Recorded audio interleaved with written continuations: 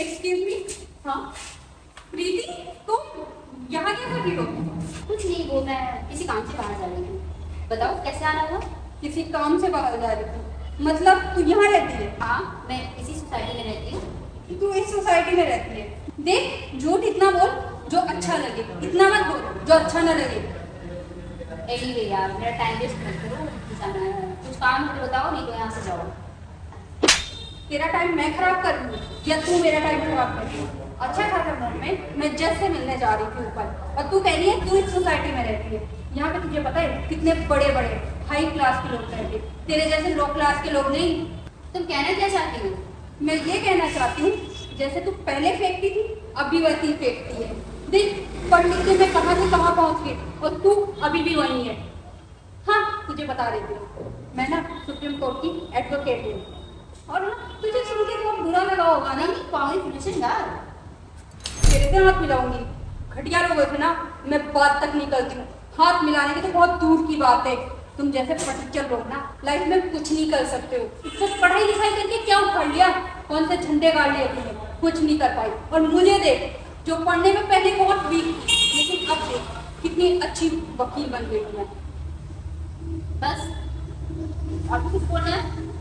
और कुछ बोलना? हाँ, बहुत कुछ बोलना है तुझे, क्योंकि तुम जैसे लोगों को ना औकात दिखानी जरूरी होती है, नहीं तो तुम तो अपनी औकात से बाहर निकल जाते हो। हाँ, ये बात तो तुम बिल्कुल सही बोली। ऐसा करो, जितना तुम्हें औकात दिखाना ना दिखा लो, बस सुन रही तुम्हारी बात। क्या कह रही थी? मैं पढ़ लिख के जज बनूंगी, यूपीएससी करूंगी, आईएएस बनूंगी। क्या बनूंगी? आईएएस बनूंगी। आईएएस बन के यहाँ पे लोगों की गाड़ियाँ साफ करूंगी, क्योंकि ये तो पार्किंग है ना? यहाँ पे घूम रही। और क्या कह रही? तुझे कहीं बाहर जाना है काम से? किस काम से जाना है? बाकी गाड़ियाँ साफ कर ली। और भी कुछ रह गया? और भी कुछ रह गया हो तो भड़ास निकाल लो। हाँ, मेरे पास तो बहुत कुछ है तेरे को बोलने के लिए। तेरे पास तो वर्ड ही नहीं है ना बोलने के लिए। नहीं नहीं, मैं बोलूंगी, लेकिन पहले तुम सारी भड़ास निकाल लो, जो भी बचपन से लेके अभी तक सोची हो ना मेरे लिए, एक बार बोल लो।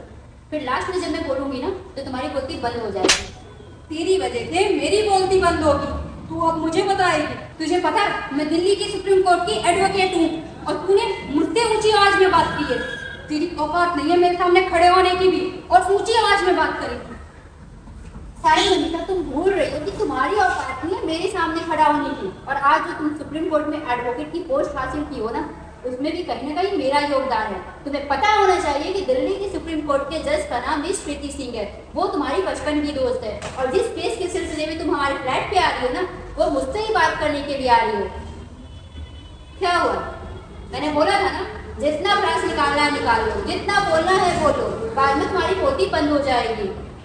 सॉरी मैम, मुझसे गलती हो गई, मुझे नहीं पता था।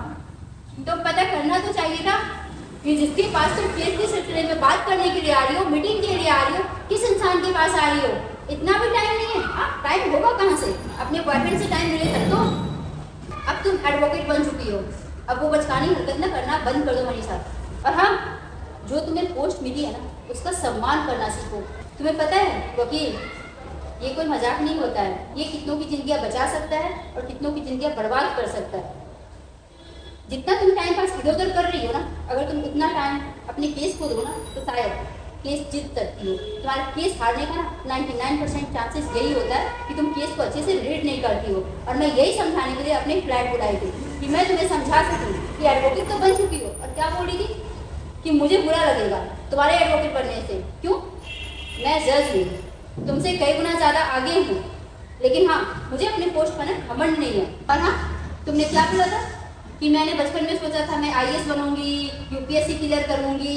हाँ, मैंने क्लियर किया ना, क्योंकि मेरा बचपन का जो ड्रीम था ना, वो जज बनने का था। यूपीएससी वगैरह मेरा सेकेंड प्योरिटी था।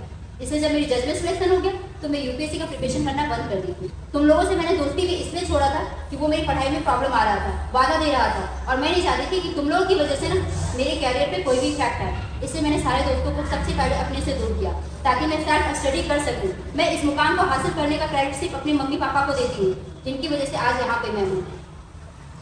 सॉरी मैम, मुझे माफ कर दीजिए, मुझसे गलती हो गई।